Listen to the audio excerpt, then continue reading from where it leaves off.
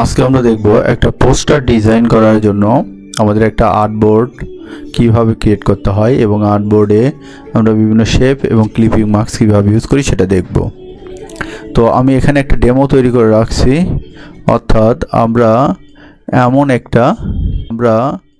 এমন একটা শেপ এবার ক্রিয়েট করব। তো করার জন্য আমরা সর্বপ্রথম একটা আর্টবোর্ড নিব। তো আমরা একটা নতুন একটা ফাইল করার জন্য নিউ যাব। নিউ আমাদের যে সাইজ আছে আমরা এই সাইজের একটা আর্টবোর্ড নিলাম। ওকে, আমরা ক্রিয়েট করব এমন একটা, এই যে আমাদের একটা আর্টবোর্ড। তো এই আর্টবোর্ডে প্রথমে আমরা একটা ব্যাকগ্রাউন্ড ইমেজ দিই, ব্যাকগ্রাউন্ড কালার দেব। এটা আমাদের একটা ব্যাকগ্রাউন্ড কালার। তো এই ব্যাকগ্রাউন্ড কালারটা আমরা এখানে দিব।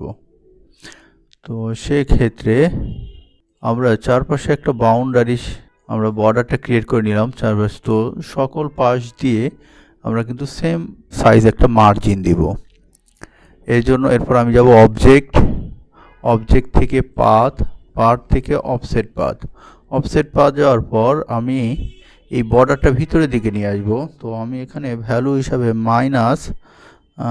-10 পিক্সেল দিলাম। আমি একটা প্রিভিউ দেখি কেমন আছে। এই যে -10 পিক্সেল দিলাম, আমার চারপাশে একটা বর্ডার ক্রিয়েট হবে। আমার একটা বর্ডার ক্রিয়েট হলো। এরপর আমি এখন এখানে একটা আমাদের ওখানে 1 2 3 4 চারটে রেক্টেঙ্গেল শেপ আছে। সো আমি এবার এই যে এখান থেকে ইলিপস টুলস নিয়ে কিবোর্ড থেকে অল্টার শিফট চেপে সব দিকে একই মাপের রেক্টেঙ্গেলটা নিব। আমি এমন একটা সার্কেল শেপ নিলাম। ওকে, আমাকে 4টা সার্কেল শেপ নিতে হবে, তাই আমি এবার অল্টার ধরে সার্কেলগুলোকে কপি করব। একইভাবে অল্টার ধরে আরও 2টি সার্কেল আমি কপি করে নিই। আমার 4টা সার্কেল নেওয়া হলো। দেন এবার সার্কেলগুলোকে চারদিক থেকে একই পরিমাপে মাপ নিয়ে আমরা এটাকে ছোট করব। এই জন্য অল্টার শিফট একবার চেপে ধরতে হবে। ওকে, আমার 4টা সার্কেল আমি যেমন মেজারমেন্টে নিতে চেয়েছি নেওয়া হলো। এখন এই সার্কেলগুলোকে আমি আমার মতো করে ব্যাকগ্রাউন্ড কালারগুলো চেঞ্জ করে দিই। যেমন এটাকে আমি হোয়াইট রেখেছিলাম, আমার এখানে হোয়াইট আছে, আমি এটাকে হোয়াইট সিলেক্ট করে দিই। এটা ছিল হোয়াইট কালার। এই ব্যাকগ্রাউন্ডটা আমি একটু চেঞ্জ করে এখান থেকে একটা কালার ব্লু, এই সার্কেলটাকে আবার সিমিলারলিভাবে আমি ভেরিয়েশন কালার দিই। আমার 4টা সার্কেল 4 কালারের হওয়ার পর এরপর আমাদের এই যে সার্কেলগুলো আমাদের আর্টবোর্ডের যে বাইরে অংশগুলো গেছে এগুলোকে রিমুভ করা আমি দেখতে চাই না, তাহলে আমাকে কি করতে হবে? ক্লিপিং মার্কস করতে হবে।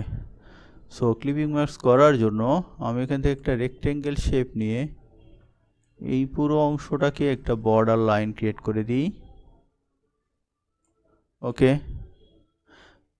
এখন আমি সম্পূর্ণ অংশটাকে সিলেক্ট করে নিলাম। অবজেক্ট থেকে মেক ক্লিপিং মার্কস করি। সো আমার কিন্তু একটা রেক্টেঙ্গেল, আমার অলরেডি একটা শেপ পেয়ে গেলাম। তো আজ এই পর্যন্তই। আমাদের পরবর্তী ক্লাসে আমরা